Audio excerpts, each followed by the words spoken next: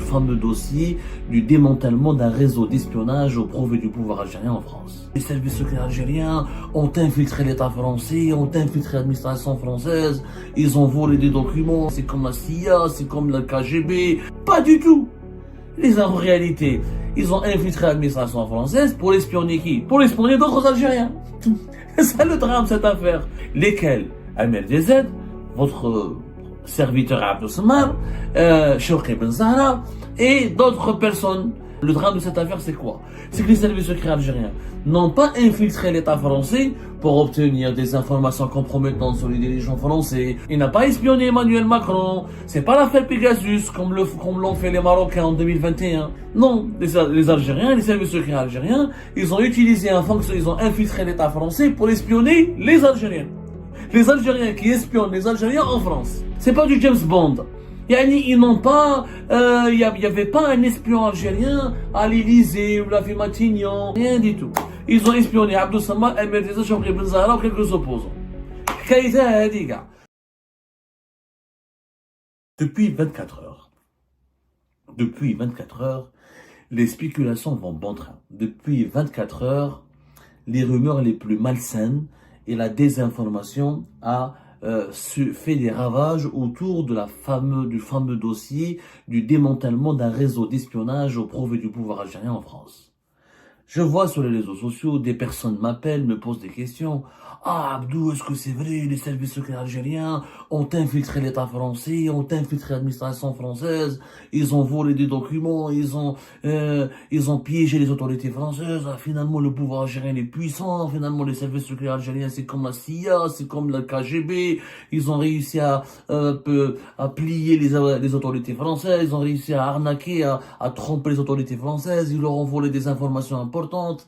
N'est-ce pas cette affaire de quoi il s'agit? Il y a eu beaucoup de manipulations et malheureusement les faits n'ont pas été racontés comme il se doit et en tout cas n'ont pas été racontés fidèlement et professionnellement, rigoureusement et personne n'a expliqué cette affaire aux Algériennes et aux Algériens qui sur les réseaux sociaux ont été bombardés de fake news et d'informations mensongères.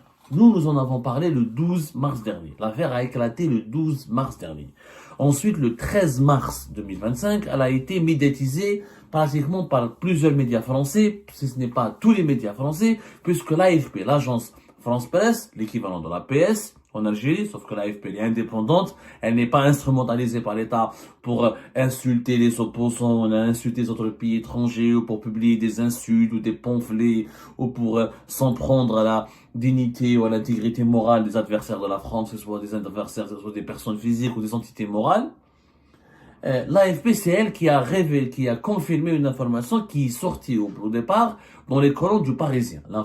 L'AFP s'est rapprochée des sources judiciaires, s'est rapprochée de la justice française et elle a confirmé auprès de sources judiciaires l'histoire que deux fonctionnaires français ont été arrêtés par les autorités françaises, notamment par la DGSI, la Direction Générale de la Sécurité Intérieure, c'est-à-dire les services secrets français, c'est la Direction des services secrets français, c'est l'agence des services secrets français qui est en charge du renseignement intérieur et donc de la lutte contre l'espionnage et les espions étrangers, donc ce qu'on appelle le contre-espionnage.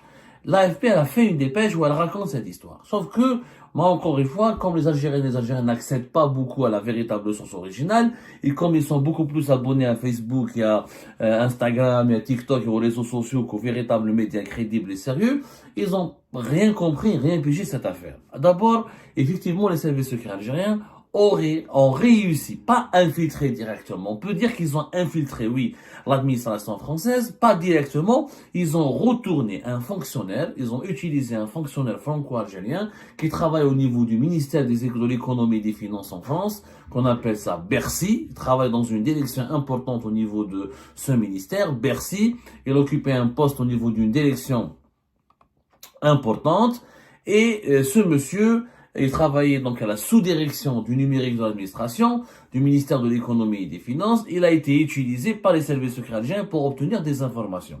Mais lesquelles? C'est ça l'affaire, le drame de cette affaire, c'est quoi? C'est que les services secrets algériens n'ont pas infiltré l'État français pour obtenir des informations compromettantes sur les dirigeants français, pour obtenir des informations confidentielles sur les plans d'action ou la politique française, ou pour comprendre les armes nucléaires de la France, de combien elle a comme armes nucléaires, comment elle compte les utiliser. Ils n'ont pas infiltré l'État français pour obtenir des informations confidentielles et dangereuses et classifiées du point de vue de la sécurité nationale en France. C'est-à-dire, ils n'ont pas obtenu des informations qui pourraient fragiliser la sécurité de la France ou qui pourraient donner à l'Algérie un atout qui lui permettrait d'imposer un rapport de force contre la France.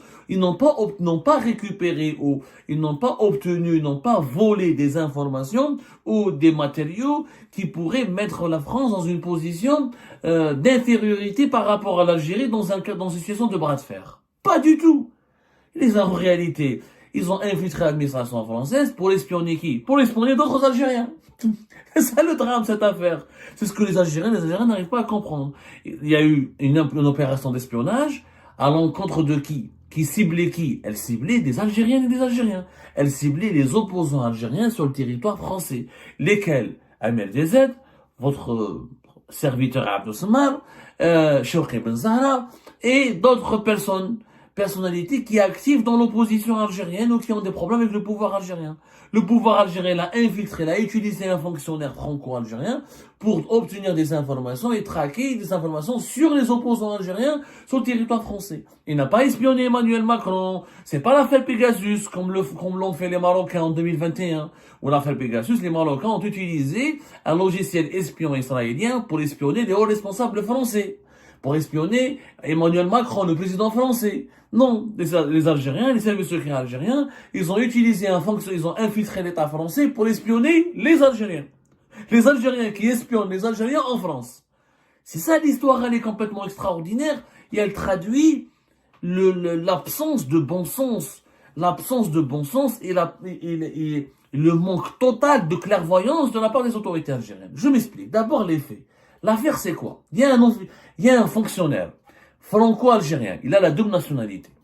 On ne sait pas est-ce qu'il est né en Algérie, ensuite il a immigré en France, il est devenu français, etc. Ou probablement, selon nos sources, c'est beaucoup plus quelqu'un qui est né en France et qui est d'origine algérienne et qui a la double nationalité. Ce monsieur, il travaille au niveau d'un ministère important, qui est le ministère de l'économie et des finances. On l'appelle en France Bercy. Bercy, vous pouvez voir, chercher sur Internet, c'est pratiquement un département le plus... c'est l'un des départements ministériels les plus puissants de France. On l'appelle le ministère de l'économie et des finances. On l'appelle Bercy parce qu'il est situé à rue de Bercy. C'est un bâtiment très connu à Paris. On l'appelle le paquebot, on dirait un bateau, sur les rives de la Seine. C'est très connu. Les Algériens de Paris, les Algériens qui vivent à Paris le connaissent très bien, ce côté Bercy, pas très loin de la gare de Lyon. Ce monsieur, il est âgé de 56 ans. Il a la double nationalité et il a été en contact avec un officier des services secrets algériens qui travaillait au consulat d'Algérie à Créteil. Faut savoir, je l'ai dit 1000 fois, que dans le consulat algérien, dans chaque consulat, dans chaque ambassade d'Algérie à l'étranger, il y a un bureau de sécurité. Ce bureau de sécurité, c'est un organisme qui est dirigé, supervisé directement par les services secrets algériens, qui sont la direction de la documentation de la sécurité extérieure, la DDSE. La DDSE, la direction de la documentation de la sécurité extérieure, c'est elle le service de renseignement extérieur. Ces agents et ces officiers travaillent à l'étranger et ils ont l'immunité diplomatique, ils ont le statut de diplomate, ils viennent avec un passeport diplomatique, ils sont pas déclarés comme espions. Ils sont pas déclarés comme agents des services secrets. Ils sont déclarés comme diplomates, agents des services consulaires, vice-consuls, consuls, l'ambassadeur, et quelque part, même des ambassadeurs, ils travaillent pour les services secrets, pour la DDSE. Ça, c'est pas nouveau, c'est pas proprement l'Algérie. La DGSE française fait la même chose. La majorité des ambassadeurs de France en Algérie, c'était des espions ou des agents de la DGSE, la sécurité extérieure française. Les services secrets du monde entier utilisent les diplomates, utilisent leurs installations diplomatiques à l'étranger pour faire de l'espionnage ou là pour placer leurs agents ou leurs officiers des services secrets. Ça, c'est un secret de polichinelle, c'est une habitude, c'est une tradition mondiale. Tous les grands pays, tous les pays qui ont des organisations de services secrets puissantes le font. C'est une pratique courante. Le problème, c'est quoi? C'est que ce fonctionnaire algérien, cet officier des services secrets algériens est entré en contact avec, il a recruté ce fonctionnaire franco-algérien qui travaille à Bercy, dans une direction qui s'appelle la direction numérique de l'administration centrale. La sous-direction du numérique, c'est-à-dire c'est elle qui gère les bases de données de l'administration centrale, du ministère de l'économie, des finances. Qu'est-ce que ça veut dire l'administration centrale, les bases de données? Ça veut dire c'est la direction générale des impôts. La direction générale des impôts, c'est extrêmement puissant en France. On vous l'a déjà expliqué quand on a parlé de cette affaire le 12 mars dernier. La direction générale des impôts, on l'appelle en France la direction générale des finances publiques. Elle est connectée à toutes les bases de données en France. Les impôts, le fisc français, il a accès à toutes les bases de données. C'est-à-dire que tout le monde est là en France, même si tu n'as pas de travail, même si tu es pauvre, même si tu es malade, tu as un avis d'imposition d'impôt. Et dans ton avis d'imposition, ce qu'on appelle l'avis d'imposition d'impôt, il y a ton adresse, il y a tes revenus, ta composition familiale, tes origines, tout ce qui est précis sur ta vie. Donc, les services secrets algériens voulaient accéder à des informations précises concernant des cibles bien précises. Il n'y a pas mieux en France que le fisc. Le fisc, au sein du fisc, celui qui accède aux bases de données, aux informations du fisc, c'est celui qui arrive à obtenir le sésame, on peut parler de caverne d'Ali Baba, toutes les informations les plus précises, les plus exactes sur les personnes recherchées. Sauf que, Hadala, le fonctionnaire de 56 ans, il a traité avec l'officier des services secrets algériens qui travaille au consulat d'Algérie à Créteil, et en novembre, plus exactement en juin 2024, les services secrets français, la DGS et la Direction Générale de la Sécurité Intérieure, ont été alertés. Ils ont reçu des informations comme quoi il y a une relation entre un officier des services secrets algériens, qui est diplomate, mais les services secrets français savent que c'est pas un vrai diplomate, parce que la majorité des diplomates algériens en France, nous avons 20 consulats. Donc il y a 20 bureaux de sécurité dans les 20 consulats. Et la majorité écrasante des consuls et des vice-consuls travaillent pour les services secrets algériens. Donc ils sont très surveillés par les services secrets français. Les services secrets français ne dorment pas sur leur laurier. Ils ne dorment pas la nuit comme ça, ils sont pas naïfs. Ils savent très bien qu'en France, il y a beaucoup d'agents des services secrets algériens. Au moins, les services secrets français ont découvert une relation en juin 2024, ils ont reçu l'information qu'il y a une relation entre ce fonctionnaire franco-algérien de Bercy, du ministère de l'économie et des finances, avec l'officier algérien du consulat d'Algérie à Créteil. Ils ont ouvert une enquête et ils ont averti la justice. À partir de novembre 2024, la justice française, elle a ouvert une instruction judiciaire. C'est-à-dire qu'entre juin 2024 et novembre 2024, la DGSI a mené son enquête, la DGSI française a mené son enquête, et elle a récupéré des preuves irréfutables que ce fonctionnaire franco-algérien donnait des informations confidentielles et sensibles et collaborait avec un espion algérien, parce que l'officier des services secrets algériens, c'est comme un espion. C'est un espion algérien qui travaille pour le consulat d'Algérie à Créteil et qui a l'immunité diplomatique. Le diplomate ne peut pas être arrêté. Quand un diplomate fait une faute ou il fait de l'espionnage dans un pays à l'étranger, ce pays ne peut que l'expulser. Il demande son départ, il refuse qu'il reste sur son territoire. Donc, il peut pas l'arrêter. Un diplomate, pour qu'il soit arrêté, il faut que ce soit des crimes graves, du flagrant délit, de l'assassinat, des homicides volontaires. Sinon, les diplomates, quand ils font des conneries, quand ils font des bêtises ou des infractions, ils deviennent des personnes non gratas. Ils sont expulsés du pays où ils travaillent. Donc, voilà comment ça marche généralement. Donc, la justice française, elle a été saisie par la DGSI, la justice française en novembre 2024, elle ouvre une enquête. Elle ouvre une enquête pour intelligence avec une puissance étrangère, pour livraison à une puissance étrangère d'informations sur intérêt fondamental à la nation, soustraction et divulgation de secrets de défense nationale par son dépositaire, et provocation à un crime de trahison ou au espionnage non suivi des faits, et violation de secrets professionnels. 5 chefs d'inculpation pour lesquels la justice française a lancé une enquête. Je répète, intelligence avec une puissance étrangère, livraison à une puissance étrangère d'informations sur intérêt fondamental de la nation, soustraction et divulgation de secrets de défense nationale par son dépositaire, provocation à un crime de trahison ou espionnage non suivi des faits, et violation du secret professionnel. Le 16 décembre, il a été entre le deuxième semaine du mois de décembre, le 16 décembre, il a été arrêté par la DGSI, ce fonctionnaire franco-algérien, il a été placé en garde à vue. Ensuite, il a été présenté à la justice, il est placé sous contrôle judiciaire. Il n'a pas été emprisonné. Pourquoi? Parce que, regardez bien, il y a eu de la trahison et de l'espionnage, mais non suivi des faits. Le fonctionnaire franco-algérien n'a pas donné des informations au service secret algérien concernant des citoyens français. Il n'a pas donné des informations concernant le secret des affaires en France. Il n'a pas donné des informations concernant les dirigeants français, concernant les hauts responsables de l'État français. Il a donné des informations concernant qui? Concernant des opposants algériens.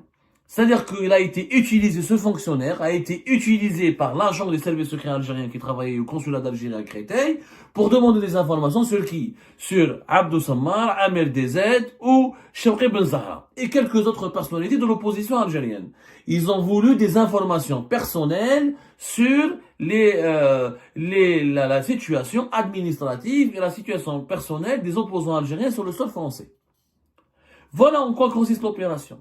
Donc, les services secrets algériens n'ont pas infiltré l'État français pour espionner les Français ou là pour trouver quelques défailles ou pour fragiliser la France. Non, juste pour espionner les enfants de l'Algérie. Parce que nous sommes opposants, on est établis à l'étranger, on est réfugiés. Par exemple, je suis réfugié politique. MRDZ, il a eu le statut aussi. Il a bénéficié d'une protection de la France en tant que réfugié.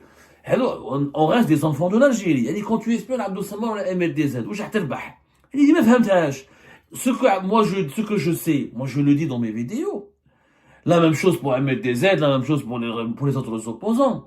On n'est pas des menaces existentielles contre l'Algérie. En quoi nous sommes si précieux pour pousser les services secrets algériens à utiliser un fonctionnaire franco-algérien pour nous espionner? C'est quand même de la folie. Oui, ce fonctionnaire, le fisc, il était au ministère des Finances, mais le fisc disons que les informations qui étaient à sa disposition au niveau du ministère des Finances et de l'économie n'étaient pas suffisantes. Pourquoi? Parce que la majorité de nous, les opposants algériens à l'étranger, on est des pauvres. Mais on ne paye pas beaucoup d'impôts. On a زوا ولا حنا في فرنسا. واش عنده MRDZ لا شوقي بالزهرة ولا هنايا. ما كاين والو يا ربي on travaille on est des smicards. يا ربي واحد من 1000 et 2000 euros رانا عايشين في فرنسا. On n'a pas des activités économiques ou des activités financières importantes. Du coup, ce fonctionnaire n'a pas trouvé beaucoup de choses sur nous à travers le fisc. Qu'est-ce qu'il fait? Il avait une relation intime avec une femme qui est âgée de 46 ans, qui travaille au sein de l'OFI. L'OFI, les Algériens la connaissent. L'OFI, c'est quoi? L'OFI, c'est l'Office français de l'immigration et de l'intégration. C'est l'organisme par lequel il faut passer pour obtenir la résidence en France, pour faire des sessions de formation, pour le contrôle, pour le traitement des dossiers de regroupement familiaux, c'est un certain nombre de démarches administratives qu'il faut accomplir auprès de l'OFI pour avoir les titres de séjour en France. Et l'OFI travaille avec l'OFPRA. L'OFPRA qui est l'Office français de la protection des réfugiés. Les réfugiés, quand ils obtiennent leur statut de réfugié, leurs dossiers sont transmis à l'OFI pour accomplir certaines démarches avant d'obtenir la carte de séjour. Donc cette femme qui travaillait à l'OFI, elle avait consulté une base confidentielle, un logiciel confidentiel qui lui permettait d'avoir des renseignements sur les demandeurs d'asile ou sur les Algériens qui s'installent en France et qui demandent des papiers pour s'installer en France. La même chose, l'OFI, elle a nos adresses, elle a nos numéros de téléphone, elle a nos comptes en banque, etc. Elle a plusieurs informations très précises. Et ce fonctionnaire, il a utilisé cette femme pour récupérer des informations afin de la donner à ce qu'on appelle à l'officier des services secrets algériens qui travaillait dans le consulat d'Algérie à Créteil. C'est ça cette affaire. Hadi l'affaire. C'est pas du James Bond. Ils n'ont pas, y avait pas un espion algérien à l'Élysée ou la Matignon où là ils ont volé des secrets, où là ils ont vraiment obtenu des informations gravissimes sur la France, ou là des informations compromettantes sur la France. Rien du tout. Ils ont espionné Abdou Sammar, MRDZ, Chewki Ben Zahra ou quelques opposants. حكايتها هذه كاع.